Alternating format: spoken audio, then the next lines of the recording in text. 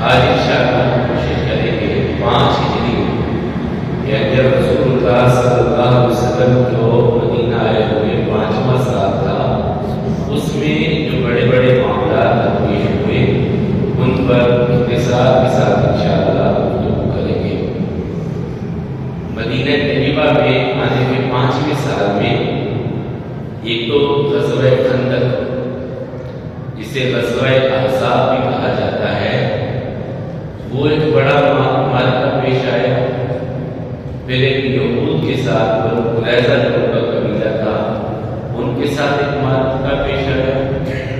پھر 5 ہجری میں جو کسی کی اولاد نہ ہو تو بچہ لے کر کے پالتے ہیں، اس کے احکامات بھی 5 ہجری میں اللہ تعالیٰ نے نازل کیے۔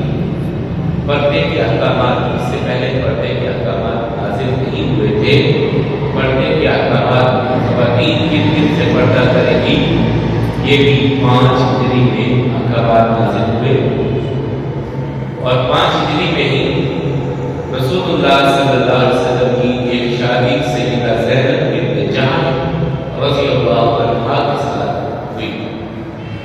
اور 5 ہجری میں ہی ایک بہت زینب بنت جحش رضی اللہ عنہا کی شادی کے حوالے سے ہی ایک بڑا معاملہ تھا، جس کی وجہ سے قرآن کریم میں ایک صحابی کا نام آیا۔ صرف ایک صحابی کا نام جو قرآن کریم میں آتا ہے وہ بھی اسی سے بنتے ہیں۔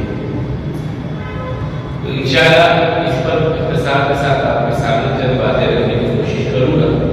خاص طور پر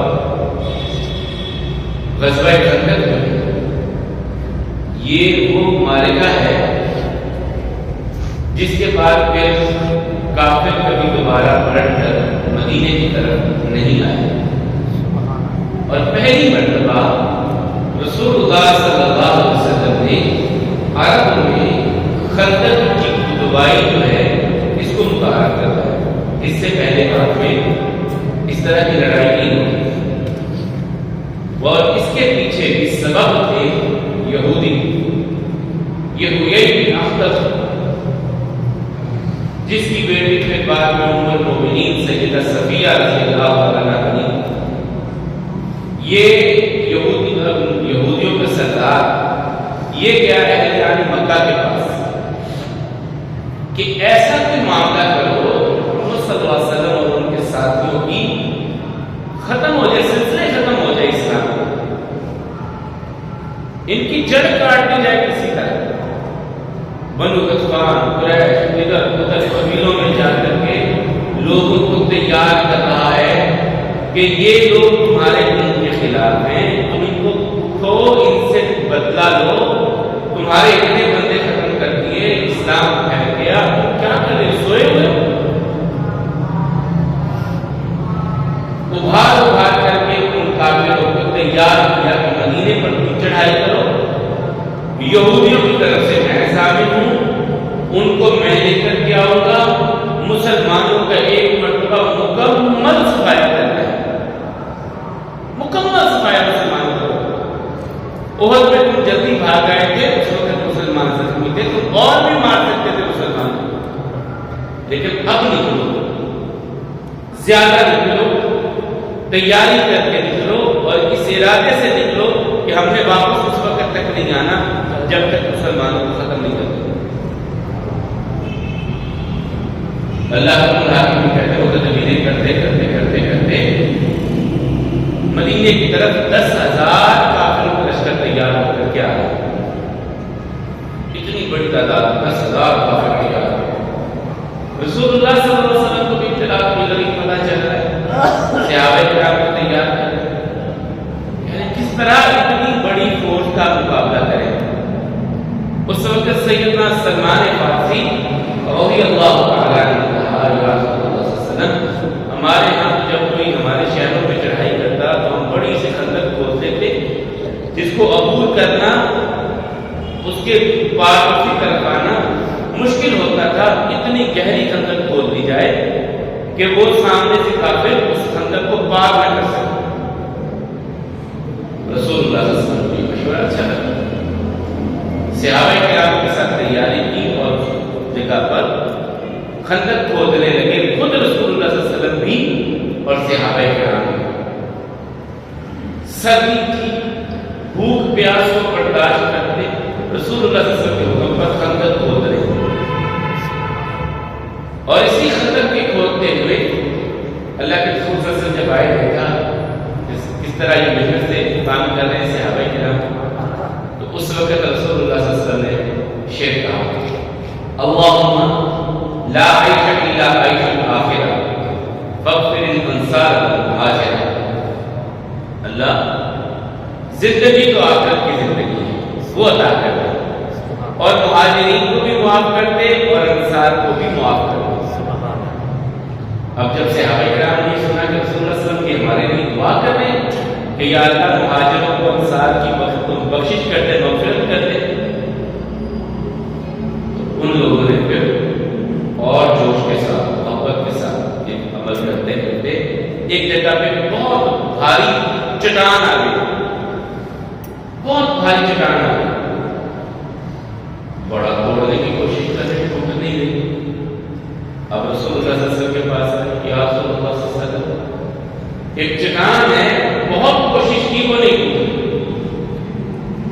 رسول اللہ صلی اللہ علیہ وسلم نے کدال دی، کہا مجھے دے کر کہاں گئے اور بسم اللہ کہا، اللہ اکبر کے ساتھ ضرب لگائی تو وہ جو چٹان ٹوٹ نہیں رہی تھی، صحیح بخاری کی روایت ہے، تو وہ اس طرح ہو گئی جس طرح ریت ہوتی ہے،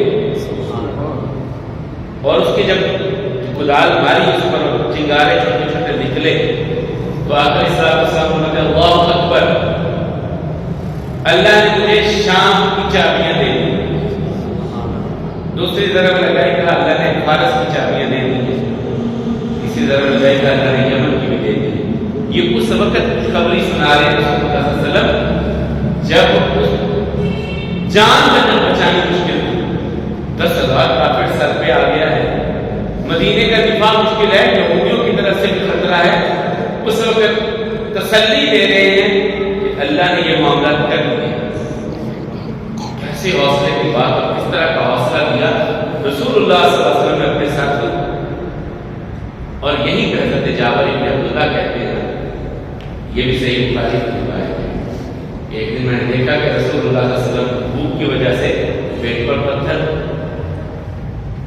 مجھ سے دیکھا نہیں گیا کہ رسول اللہ صلی اللہ علیہ وسلم کی اتنی بھوک۔ میں اپنے گھر گیا اور اپنی بیوی سے سوال کیا، گھر میں کچھ کھانے کو موجود ہے؟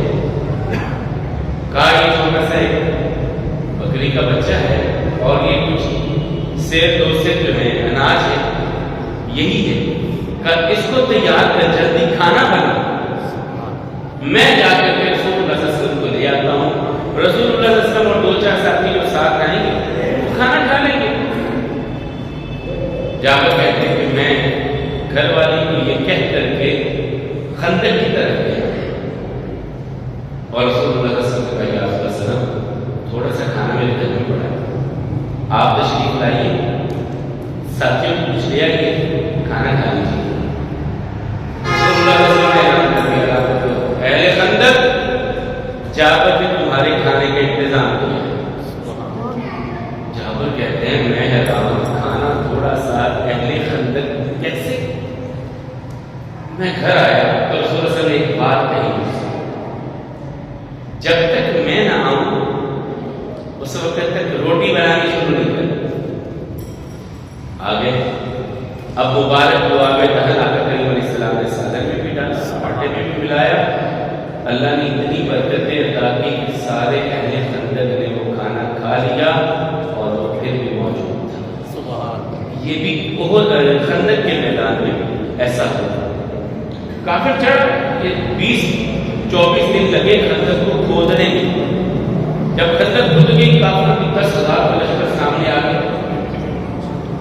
اب وہ ان کے لیے اجنبی ہے کہ اس طرح خندق بھی بن سکتی، عرب میں ایسا نہیں ہوتا تھا، پہلی مرتبہ ہوگا۔ اب وہ کوشش کر رہے ہیں کہ تیر برسائیں، تیروں کی بارش کر رہے ہیں، تیر برسا رہے ہیں۔ کوئی کوشش کرتا گھوڑے کو پیچھے سے دوڑا کر کے لاتا کہ شاید وہ پار ہو جائے، لیکن ایسا نہیں ہوتا۔ عمر بن عبد العزیز آیا، ایک دو ساتھیوں کے ساتھ آیا، وہ گھوڑا اپنا لے آیا اس طرح۔ حضرت علی رضی اللہ تعالیٰ نے پیچھا کیا اس کا، اور اس کو وہیں پہ باثر جنت کر دیا گیا عمر بن عبد کو۔ ایک بھی اتنا سخت آیا، صحابہ کرام کہتے ہیں کہ بڑے تیر برس رہے، لگ رہا تھا کہ آج کوئی معاملہ کسی طرف چلا جائے، ہمارے دل گھبرا رہے تھے۔ اس وقت میں ہم رسول اللہ صلی اللہ علیہ وسلم کے پاس آئے، یا رسول اللہ صلی اللہ علیہ وسلم گھبراہٹ بہت ہو رہی، تو رسول اللہ صلی اللہ علیہ وسلم نے فرمایا اپنی زبان پہ کثرت سے ایک جملہ لیا ہوا، ایک وظیفہ، ایک ورد پڑھنا شروع کر دو، اللہم استر عوراتنا وآمن روعاتنا، اللہم استر عوراتنا، یا اللہ پردہ ڈال دے ہمارے آپ، وآمن روعاتنا، ہمارے اعضاء کو، اعصاب کو سکون عطا کر دے، اطمینان عطا کر دے۔ صحابہ کرام کہتے ہیں پھر ہم نے یہ وظیفہ پڑھنا شروع کیا، اللہ نے ہمیں اطمینان اور سکون عطا کر دی، سکینت نازل کر دی گئی۔ اللہم استر عوراتنا وآمن روعاتنا، یا اللہ ہمارے آنکھوں میں پردہ ڈال دے۔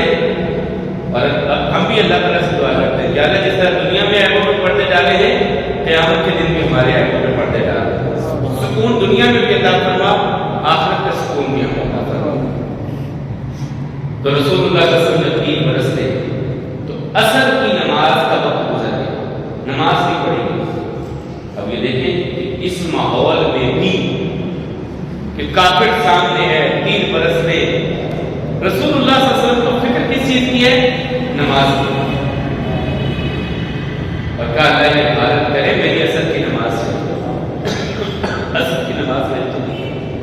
اور یہ عصر کی نماز کے بارے میں رسول اللہ صلی اللہ علیہ وسلم نے فرمایا کہ جس کی عصر کی نماز ضائع ہو گئی، یہ اتنا بڑا نقصان اس بندے نے اپنا کر لیا کہ اگر اس کا کاروبار، خاندان، بیوی بچے سب چلے جاتے، وہ اتنا نقصان نہیں تھا جتنا عصر کی نماز اس نے ضائع کر کے اپنا نقصان کر دیا۔ اتنا زیادہ نقصان اپنا کر لیا اس بندے نے جس نے عصر کی نماز ضائع کر دی۔ وہ تیرا حال ہو مال ہو، اس طرح مال اولاد سب کچھ چلا جائے بندے، بندے کیا رہ جائے؟ مال بھی چلا گیا، اولاد بھی چلی گئی، کچھ بھی نہیں کھالی کا، اس سے بھی زیادہ بدتر یہ ہوتا ہے جو عصر کی نماز کو ضائع کرتا ہے۔ اور یہ بہت بڑا قیمتی اور اسے بات کر رہے ہیں۔ آقا علیہ السلام فرماتے ہیں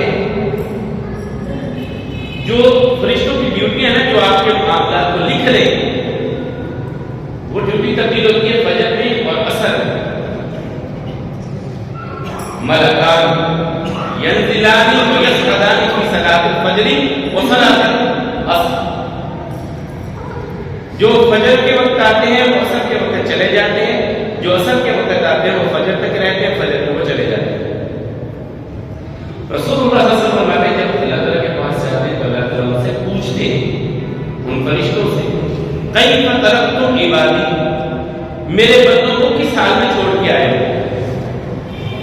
اللہ تعالیٰ جانتے ہیں، لیکن فرشتوں سے پھر پوچھ رہے ہیں، کیف ترکتم عبادی، میرے بندوں کو کس حال میں چھوڑ کے آئے ہو؟ تو اس سے جواب ہوتے ہیں، آتیناہم وہم یصلون وترکناہم وہم یصلون، یا اللہ جب ہم فجر میں گئے تھے وہ نماز پڑھ رہے تھے، جب ہم عصر میں واپس آئے وہ نماز پڑھ رہے تھے۔ ساتھ ہی فرشتے پھر ایک دعا کرتے ہیں، ساتھ ہی فرشتے دعا کرتے ہیں اللہ تعالیٰ سے، یا اللہ جن کے پاس ہم گئے تھے فجر میں بھی نماز پڑھ رہے تھے، ہم واپس آئے عصر میں بھی نماز پڑھ رہے تھے، فاغفر لیوم الدین، یا اللہ جب تو ترازو لگائے گا، اعمال کو تولے گا، ان کو اس دن معاف کر دے گا۔ فرشتے دعا کرتے ہیں، فاغفر لیوم الدین، یا اللہ ان بندوں کو جو نمازی ہیں، فجر میں بھی پڑھ رہے تھے نماز، عصر میں بھی پڑھ رہے تھے، یا اللہ قیامت کے دن ان کو معاف کر دے۔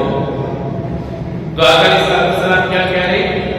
اللہ ان کافروں کو غالب کرے کہ میری عصر کی نماز انہوں نے موقع کروا دی۔ یہ نہیں کہا کہ جہاد کر رہے ہیں، کافروں سے لڑ رہے ہیں، نہ بھی پڑھیں گے تو یہ جہاد بھی کوئی عبادت نہیں ہے۔ برستے ہوئے تیروں میں رسول اللہ صلی اللہ علیہ وسلم نے نماز پڑھی، تیروں کی بوچھاڑ میں نماز پڑھی، اور پھر اللہ کے حاکمین نے ایسا معاملہ کیا ان کافروں کے ساتھ کہ یہ ایک مہینے کے قریب ادھر محاصرہ کر کے مدینے کا بیٹھے رہے. پھر اللہ رب العالمین کی طرف سے تیز ہوا بھیجی گئی, طوفان اٹھا ہے, یہ 10,000 کافروں کے خیمے اڑ گئے. اور اللہ کہتے ہیں ہم نے ان کے دلوں پہ ایسا مسلمانوں کا روک ڈالا کہ یہ پھر تتر ہو گئے, دوبارہ اکٹھے نہیں ہو سکتے, باقاعدہ لڑائی کی صورت ہی نہیں آ سکتی. اللہ نے خیمے اڑا دیے. اور جب وہ بھاگے اس وقت رسول اللہ صلی اللہ علیہ وسلم نے فرمایا مسلمانوں یاد اب یہ نہیں آئیں گے, اب ہم جائیں گے. اسلام اب غالب آنے والا ہے, یہ اب بھاگ گئے, اب یہ بھاگتے رہیں گے, ہم ان کے شہر میں جائیں گے, یہ ہمارے شہر کی طرف ہوئیں گے. یہ سورہ احزاب میں اللہ تعالیٰ نے 21ویں پارے کے اختتام اور 22ویں پارے کے آغاز میں یہ سورہ احزاب میں, احزاب کا مطلب گروہ, زیادہ گروہ. حزب ایک گروہ کو کہتے ہیں, احزاب زیادہ گروہ. غزوہ خندق کو غزوہ احزاب قرآن کریم نے اس لیے قرار دیا کہ وہ بہت سارے قبیلے مل کر کے مدینے پہ چڑھائی کر کے آئے تھے, اس لیے اسے غزوہ احزاب بھی کہا جاتا ہے. اور پوری سورہ مبارکہ ہے اسی کے نام پر 21ویں پارے کے اختتام پہ اور 22ویں پارے کے آغاز پر.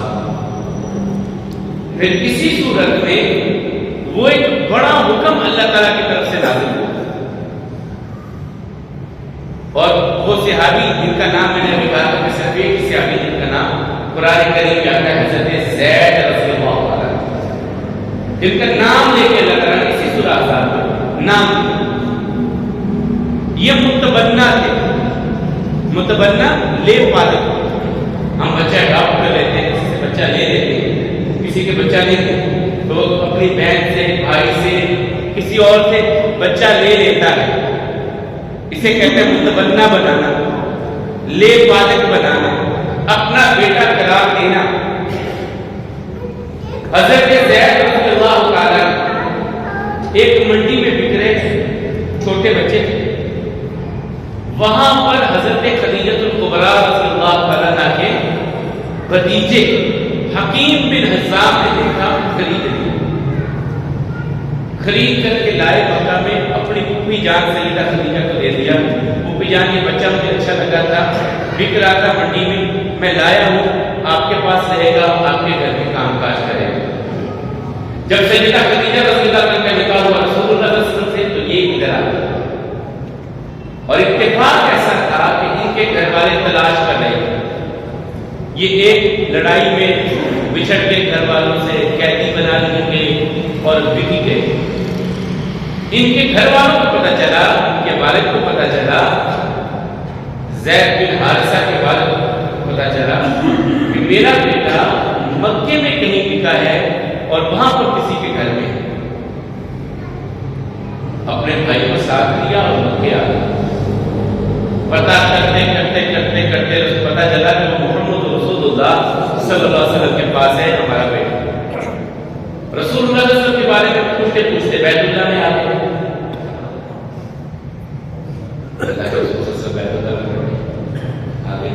ہمارا بیٹا اس طرح کا ہمارا بچہ ہے, ہمارا خاندان کی لڑائی ہوئی, اس میں ہمارا بچہ بچھڑ گیا ہم سے, کسی نے قیدی بنا لیا, وہ بکتا ہوا ہمیں پتہ چلا ہے کہ آپ کے پاس پہنچا ہے. آپ نے جو قیمت لینی ہے ہم سے لے لیں, ہمارا بچہ ہمیں دے دیں. باپ ریکویسٹ کر رہا ہے, چچا ریکویسٹ کر رہا ہے رسول اللہ صلی اللہ علیہ وسلم سے کہ ہمارا بچہ ہمیں دے دیں, آپ نے جو قیمت لینی ہے ہم سے لے دیں. رسول اللہ صلی اللہ علیہ وسلم فرمایا ایسے قدر میں نہیں دینے والا, پہلے اس کو بلاؤں گا, پوچھوں گا, پھر اس کے بعد کوئی معاملہ ہوگا. بلا لیا حضرت زید, زید ان کو پہچانتے ہو؟ کہا جی آپ صلی اللہ علیہ وسلم, یہ میرے ابا جان ہے, یہ میرے چچا. کہا بیٹا سنو, یہ تمہیں لینے کے لیے آئے ہیں, اگر تم جانا چاہو تو میں کوئی قیمت نہیں دوں گا, تم جا سکتے ہو. لیکن اگر میرے پاس رہنا چاہو تو بھی تمہاری مرضی, دونوں آپشن ہیں, جس کا مرضی تم انتخاب کر لو. میرے پاس رہنا چاہتے ہو بسم اللہ, اگر اپنے ماں باپ کے ساتھ جانا چاہتے ہو بسم اللہ, میں کوئی قیمت نہیں دوں گا. حضرت زید رضی اللہ عنہ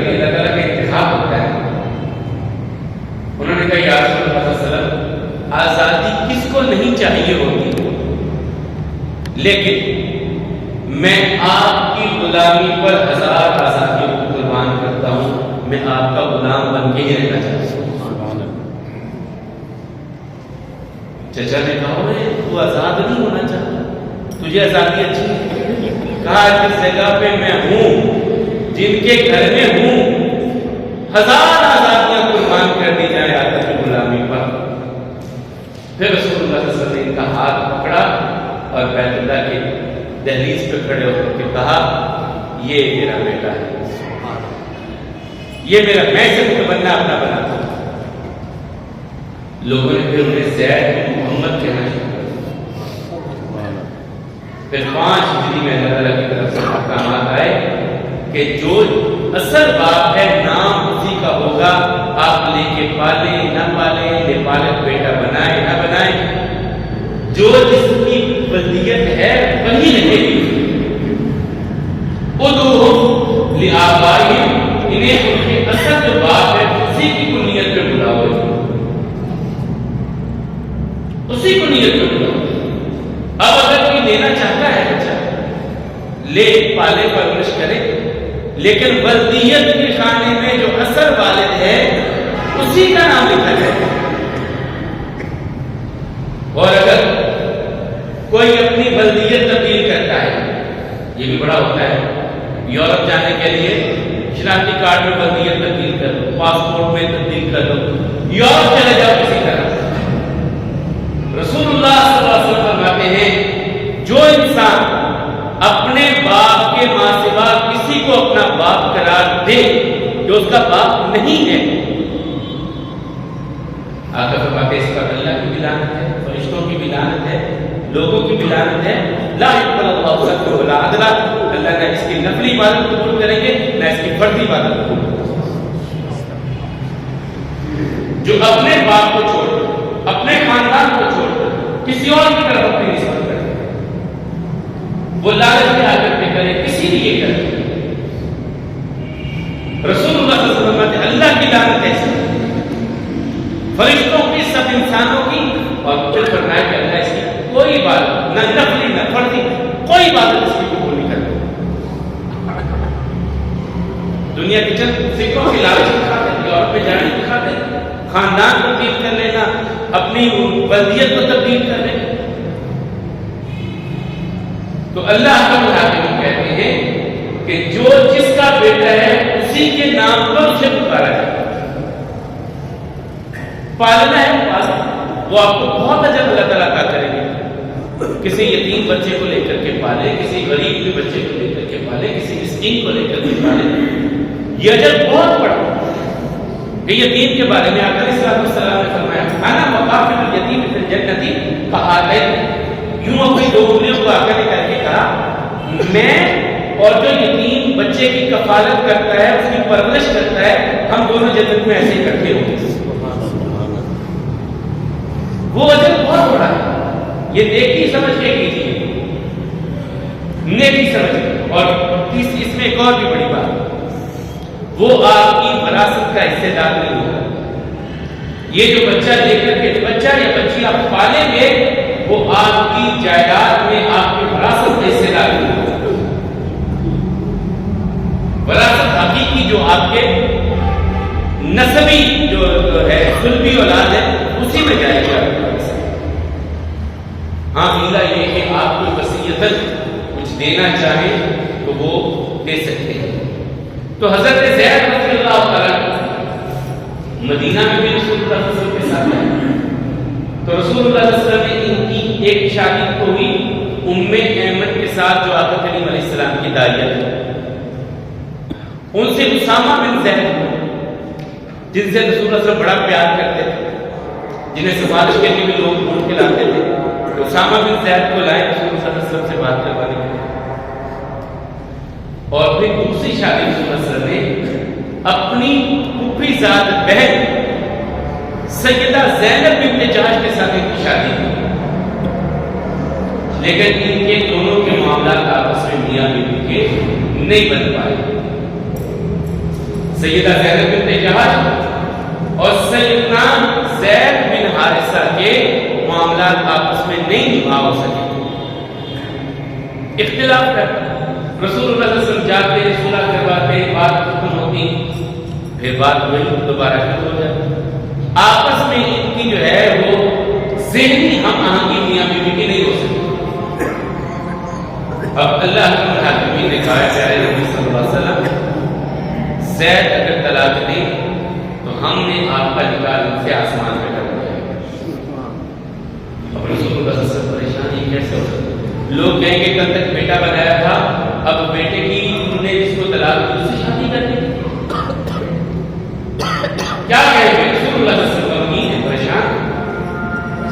پھر اللہ تعالیٰ نے کو آیات اتاری اسی سورہ وما كان محمد ابا احد من رجالكم ولكن رسول الله خاتم النبيين. محمد صلی اللہ علیہ وسلم میں سے کسی مرد کے باپ نہیں. اللہ کے نبی ہیں نبوت اور رسالت کے سلسلے کو ختم کرنے والے خاتم النبیین ہیں. اور پھر اللہ تعالیٰ نے کہا کہ اللہ تعالیٰ اس رسم کو اے پیارے نبی صلی اللہ علیہ وسلم آپ کے ذریعے سے توڑنا چاہتا ہے اور آپ اس رسم کو توڑیں گے. یہ متبنہ بنانے کی جو رسم بنی تھی آپ کا جو حقیقی بیٹا ہے وہ معاملہ ہوتا. حقیقی بیٹے جن کے ہیں انہی کے رہے.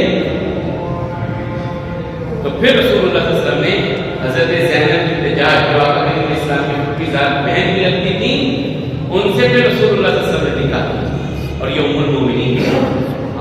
اور اسی موقع پر 5 ہجری میں ہی عمر فاروق رضی اللہ عنہ نے ایک رائے دی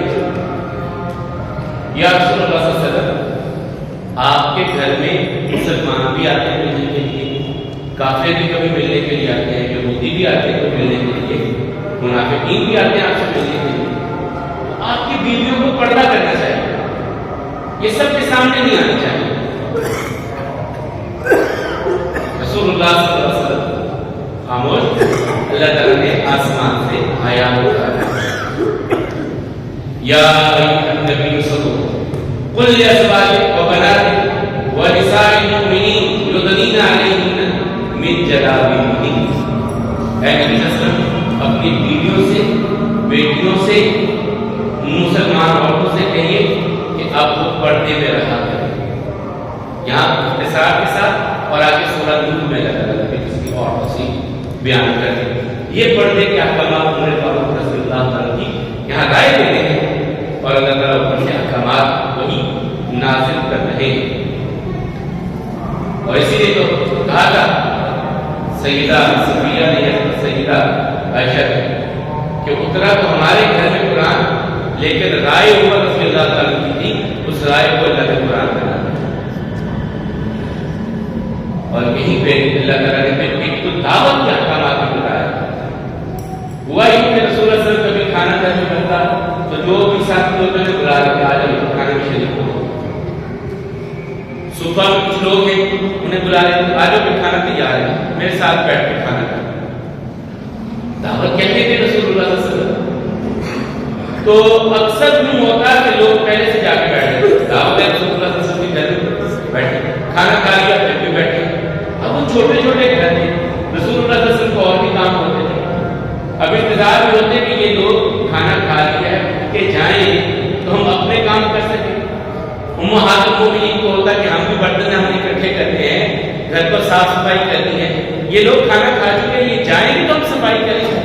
چھوٹے چھوٹے گھر تھے لیکن لوگوں کو ان کے دل میں بھی ایک محبت تھی کہ ہم رسول اللہ صلی اللہ علیہ وسلم کے گھر میں زیادہ سے زیادہ بیٹھے. یہ محبت ان کی بھی تھی. اب رسول اللہ صلی اللہ علیہ وسلم بھی مربت کی وجہ سے انہیں کچھ کہہ نہیں پاتے تھے. اچھا یار کھانا کھا لیا اٹھ کے چلے جاؤ. تو اللہ تعالیٰ نے پھر اسی سورہ احزاب میں یہ احکامات نازل کیے کہ جب تمہیں دعوت میں بلایا جائے تو اس وقت جاؤ جب کھانا تیار ہو جائے.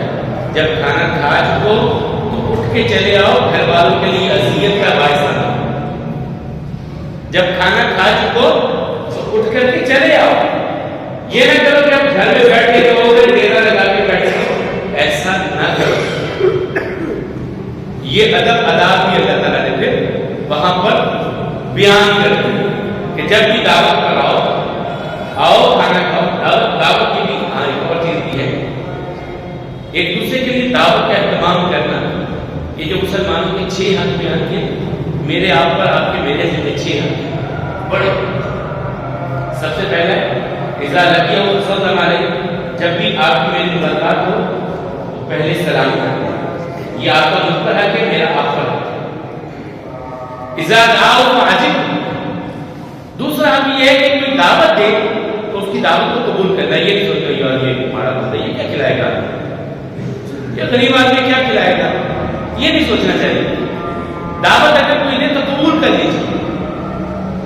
میں آپ کو رسول اللہ صلی اللہ علیہ وسلم نے کہا کہ حضرت صاحب کے گھر، تو وہاں پہ انہوں نے جب دیکھا کہ رسول اللہ صلی اللہ علیہ وسلم تشریف لائے تو گھر میں روٹی پڑی ہوئی تھی اور زیتون تھا۔ انس بن مالک کہتے ہیں ہم گئے تھے ان کے گھر میں تو انہوں نے فاتا بخبز وزیت، زیتون اور روٹی رکھ دی رسول اللہ صلی اللہ علیہ وسلم کے سامنے، سالن وغیرہ کچھ نہیں بنا۔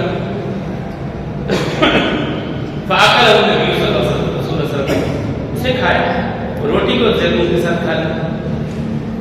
اب رسول اللہ صلی اللہ علیہ وسلم نے دعا کریں، اگر فرماتے ہیں افطر الصائمون افطر طعامکم الابرار وصلت علیکم الملائکہ، ایسا تم نے ہمیں زیتون اور روٹی کھلائی ہے، تمہارے دسترخوان پہ نیک لوگ آ کے کھانا کھایا کریں، تمہارے دسترخوان پہ روزے دار آ کے روزہ کھولا کریں، تمہارے لیے فرشتے اللہ تعالیٰ سے رحمت و بخشش کی دعائیں کیا کریں۔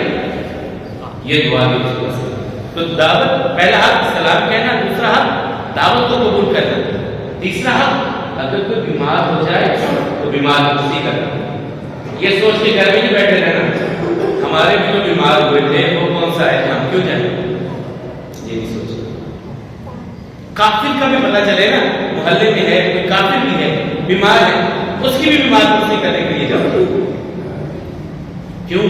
یہ مبارک طریقہ ہے میرے اور آپ کے کریم آقا علیہ الصلوۃ والسلام کا۔ ہم نے اکثر سنا نہیں، ایک چھوٹا سا بچہ تھا، بچوں کے ساتھ کھیلتا کھیلتا رسول اللہ صلی اللہ علیہ وسلم کے آنگن میں بھی آ کے کھیلا کرتا تھا، بچہ تھا یہودیوں کا، لیکن بچوں کے ساتھ کھیلتے کھیلتے آقا کے گھر میں آ جاتا، آنگن میں آتا، کھیلتا تھا۔ ایک دن آقا کو نظر نہیں آیا، بچوں سے پوچھا، وہ جو بچہ آتا تھا وہ نہیں نظر آ رہا، کہا آقا وہ تو بیمار ہے۔ اب یہ نہیں کہا آقا نے یہودیوں کا بچہ مجھے کیا ضرورت پڑی ہے جانے کی، وہ تو میری بہت مخالفت کرتے ہیں، میرے خلاف کیا کیا تدبیریں نہیں کرتے وہ یہودی، میں تو نہیں جاتا۔ صحابہ کرام کو کہا چلو، یہودی کے در پہ جا کے دستک، دروازے پہ دستک، وہ باہر نکلا تو دیکھا رسول اللہ صلی اللہ علیہ وسلم، وہ حیران، خیریت کدھر؟ کہا ہمیں پتہ چلا ہے تمہارا بچہ بیمار ہے، ہم بیمار کو خوشی کرنے کے لیے آئے، بچے کو دیکھنے کے لیے۔ اندر دیکھے اب آقا علیہ السلام نے بچے کو دیکھا، وہ آخری سانسیں لے رہا، آقا بچے کے پاس جا کے کھڑے ہو گئے، حال پوچھا، اور کہا بیٹے کہہ دے اشہد لا الہ الا اللہ واشہد ان محمد رسول اللہ۔ اس بچے نے اپنے باپ کی طرف نظریں ملائی، باپ کی طرف، باپ نے سر کو جھکا کے کہا اتے ابو القاسم، ابو القاسم یعنی رسول اللہ صلی اللہ علیہ وسلم کی کلیت، باپ یہودی ہے، آقا کیا اس طرح آنا اور اس طرح آ کے بچے کی عیادت کرنا اسے اتنا بھلا لگا کہ وہ اپنے بچے کو سر ہلا کے زبان سے کہہ رہا ہے اتے ابو القاسم، رسول اللہ صلی اللہ علیہ وسلم کی بات کو مان لیا، اور بچہ کو کلمہ پڑھتا ہے اشہد لا الہ الا اللہ واشہد ان محمد رسول اللہ، اور اس کی جان نکل گئی۔ آخری کلمات اس کی زبان پہ یہ آ گئی، تو آقا کہتے ہیں الحمدللہ، یا اللہ کا شکر ہے اس بچے کو جنت کا مہمان بنا۔ تو بیمار خوشی کرنے جانا ہے، یہ حق ہے آپ کا میرے اوپر، میرا آپ پر۔ جب کبھی کچھ چھینک آ رہا ہے، نیچر ہے، فطری عمل ہے، تو فوراً زبان پہ کیا آنا چاہیے؟ الحمدللہ، زبان پہ کہنا الحمدللہ۔ آپ کو چھینک آئی، آپ نے کہا الحمدللہ، میں نے سن لیا کہ آپ نے کہا الحمدللہ، مجھے کیا کہنا ہے؟ یرحمک اللہ، اللہ تجھ پہ اپنی رحمتیں نازل کرے۔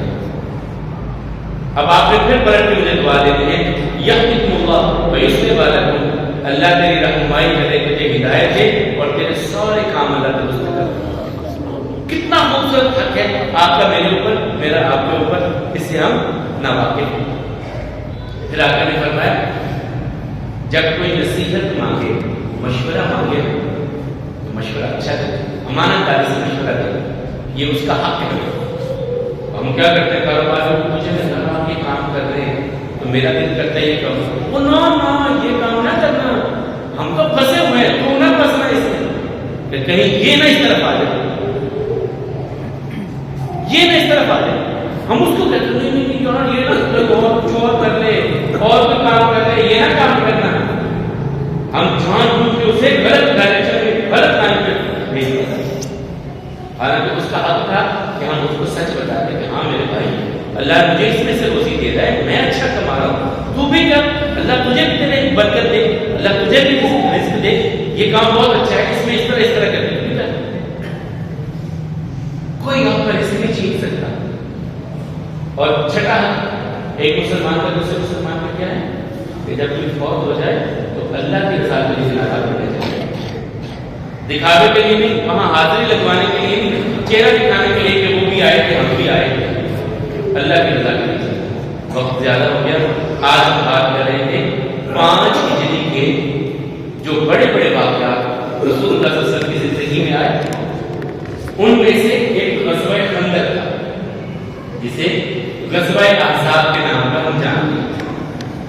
یہ ایسا معرکہ تھا کہ اس کے بعد پھر کافر کبھی بھی پلٹ کر کے مسلمانوں سے مقابلے میں نہیں آتے۔ یہ 10,000 کے قریب کافر آئے تھے اور مسلمانوں نے پہلی مرتبہ عرب میں خندق کی کھدائی جو ہے وہ متعارف کروائی تھی۔ عرب اس لڑائی سے کافر نہیں تھے۔ حضرت سلمان فارسی رضی اللہ عنہ نے اس کو مشورہ دیا تھا کہ اس طرح مدینے کے گیٹ کے اندر کھود دی جائے، کافر اندر نہیں آ سکیں گے، ہم محفوظ ہو جائیں گے۔ تو یہ خندق کھودی گئی۔ خندق اس لیے کہتے ہیں احزاب، یہ بہت سارے گروہ مل کر کے آئے تھے، بہت سارے قبیلے مل کر کے آئے تھے۔ حزب گروہ کو کہتے ہیں، احزاب اس کی جمع ہے، تو اس لیے اسے غزوہ احزاب کہا جاتا ہے۔ اس میں بہت سارے معاملات بھی میں نے آپ کے سامنے رکھے۔ پھر اسی سن میں اللہ تعالیٰ نے جو لے پالن کو بچہ ہم اڈاپٹ کرتے ہیں اس کے بارے میں اللہ تعالیٰ نے حکم دیا کہ اگر آپ کوئی بچہ لیتے ہیں پالتے ہیں آپ اسے بلدیت کے خانے میں اپنا نام نہیں دے سکتے۔ جو اصل حقیقی بات ہے اسی کی بلدیت ہوگی، کسی اور کی بلدیت آپ نہیں دے سکتے۔ اور میں نے آپ کو پورا واقعہ سنایا حضرت زید رضی اللہ عنہ کا کہ جن کو زید بن محمد کہا جانے لگا تھا، آقا نے اپنا بیٹا بنایا تھا، لیکن اللہ تعالیٰ نے اس چیز سے منع کر دیا۔ اور پھر اسی جو ہے وہ 5 ہجری میں ہی پردے کے احکامات کچھ نازل ہوئے، اور یہ احکامات بھی نازل ہوئے کہ رسول اللہ صلی اللہ علیہ وسلم جب دعوت میں لوگوں کو بلا کے گئے تو لوگ کھانا کھا کے بیٹھے رہے۔ اب رسول اللہ صلی اللہ علیہ وسلم غربت کی وجہ سے کسی کو کچھ کہتے نہیں تھے کہ اچھا یار کھانا چلے جاؤ، پریشان ہو جاتے۔ تو اللہ تعالیٰ نے احکامات بتائے کہ جب کوئی دعوت میں بلائے تو جاؤ کھانا کھاؤ اور چلے آؤ کہ گھر والوں کو اور بھی کوئی کام ہے۔ تو یہ بھی احکامات اللہ تعالیٰ نے اسی 5 ہجری میں نازل کیے۔ ان کے متعلق کچھ اور اس کے بعد 6 ہجری کے کچھ واقعات انشاءاللہ اگلے خطبے میں آپ کے سامنے رکھنے کی کوشش کریں گے۔ اللہ رب العالمین سب کی کمیوں کو گزر فرمائے، ہم سب کی صدیت کو معاف فرمائے، ہم سب کو حلال طیب اور رزق عطا فرمائے، اپنے در کا فقیر بنائے، غیر سے بے نیاز کرو۔ ہمارے بھائی ہیں انہوں نے بڑی کمال کی دعا کر رہا ہے کہ میرے لیے دعا کرے کہ اللہ تعالیٰ میرے سارے گناہ معاف کر دے۔ اللہ تعالیٰ ہم سب کے سارے گناہوں کو معاف کر دے، آمین۔ جو ہم سے عمدن ہوئے وہ بھی معاف کر دے، جو ہم سے نہ چاہتے ہوئے انجانے میں ہو گئے اللہ مجھے معاف کر دے، آمین۔ اور اس میں تھوڑی سی اور بھی اللہ تعالیٰ ہمارے ان گناہوں کو بھی معاف کر دے جن گناہوں کی وجہ سے ہماری دعائیں قبول نہیں۔ اللہ تعالیٰ بیماروں کو شفا عطا فرمائے، تندرستوں کی تندرستی کو دور فرمائے، ہم سب کی نیک حاجتوں کو پورا فرمائے۔ ہماری اولاد صاحب اولاد ہے، ان کی اولاد کو والدین جان کی ٹھنڈک بنائیں، اور جو اولاد کی نعمت سے